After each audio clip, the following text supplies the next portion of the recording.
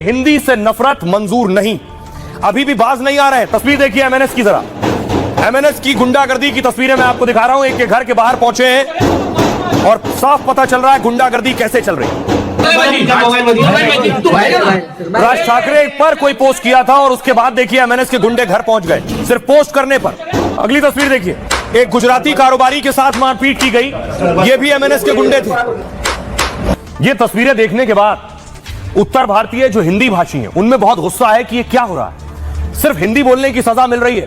क्या जुर्म है, क्या गुनाह है इन लोगों का जिनके साथ मारपीट हो रही है। सुनिए जरा हिंदी भाषी लोग क्या कह रहे हैं इन्हें देखने के बाद। मराठी और हिंदू के नाम पर अगर समाज में जहर बोया जा रहा है तो ऐसे तत्वों पर कठोर कार्रवाई होनी चाहिए। ये कोई नई घटना थोड़ी है, पहली बार नहीं कर रहे, कई बार ये कर चुके हैं। क्यों इस तरीके के तनाव पैदा करते हैं? हमारे यहाँ कहा जाता है कि हिंदी हमारी माँ है तो मराठी हमारी मौसी है, तो हम महाराष्ट्र के भाइयों के भी बहुत अभिवादन करते हैं, स्वागत करते हैं। लेकिन इस तरह का कृत्य करने वाले का न कभी हम समर्थन किए हैं न कभी करेंगे। साथ क्या हो रहा है, कोई वहां अगर दुकान पर कुछ बेच रहा है, कोई नमकीन बेच रहा है तो उसे देखिए क्या कहा जा रहा है। उसे कहा जा रहा है हिंदी सीख लो, हिंदी अगर बोलते हो मराठी सीख लो वरना यहाँ काम नहीं कर पाओगे। सुनिए आणि मराठी सीख रे बाबा, हे दादा मराठी सीख, मराठी सीख मराठी।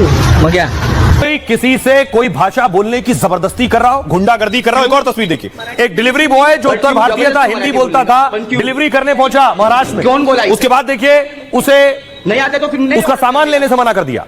हरियाणा जाऊन राहायचं। क्यों? मराठीत नाही येत नाही थे। और क्यों जबरदस्ती मराठी बोलने का? पण क्यों है यहाँ पे ऐसी। कौन बोला इसे? आम्हाला येत नाही हिंदी। नहीं आते तो फिर नहीं ऑर्डर करने का ना। आता तो पैसे हाँ पैसे नहीं देने का ना पैसा। हाँ ठीक है ठीक है, बोलो बोलो और बोलो। ऑर्डर खराब धंदा चुकीचा करायचा। दिखाओ ना ऑर्डर खराब है तो दिखाओ, ऑर्डर खराब है तो दिखाओ ना मेरे को। फोन करना पड़ा था मेरे को तुमको कि ऑर्डर। मैंने फोन किया था आपको, मैंने स्टार्टिंग कॉल किया था, मैंने आपको एड्रेस पूछने कंफर्म करने के लिए कॉल किया था। त्या संजय पाटिल ना कर फोन। हाँ किसको भी करो, मैं जब आता नहीं मैम जबरदस्ती मराठी बोलने का। उसके आगे कार्रवाई की जाएगी।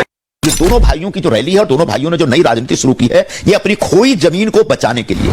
टीएमसी चुनाव से पहले तलवारें खिंच चुकी हैं। सियासत की शतरंज पर राज ठाकरे और उद्धव हिंदी बनाम मराठी की बिसात बिछाने की तैयारी कर रहे हैं।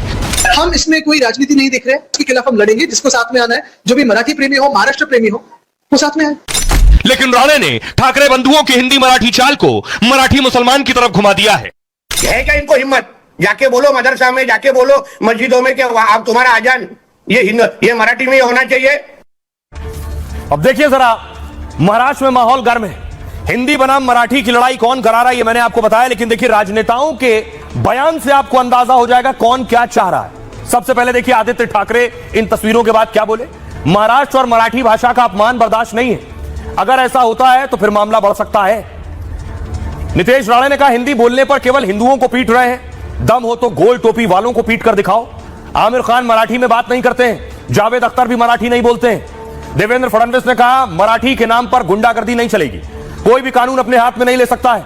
मराठी भाषा खत्म हो गई तो सब कुछ खत्म हो जाएगा, राज ठाकरे कह रहे हैं। हिंदी को मराठी से ऊपर रखने की कोशिश बर्दाश्त नहीं करेंगे। एकनाथ शिंदे कह रहे हैं महाराष्ट्र में व्यवसायियों, इंडस्ट्री को कोई दिक्कत नहीं होगी, हमारी सरकार आपको यह भरोसा देती है।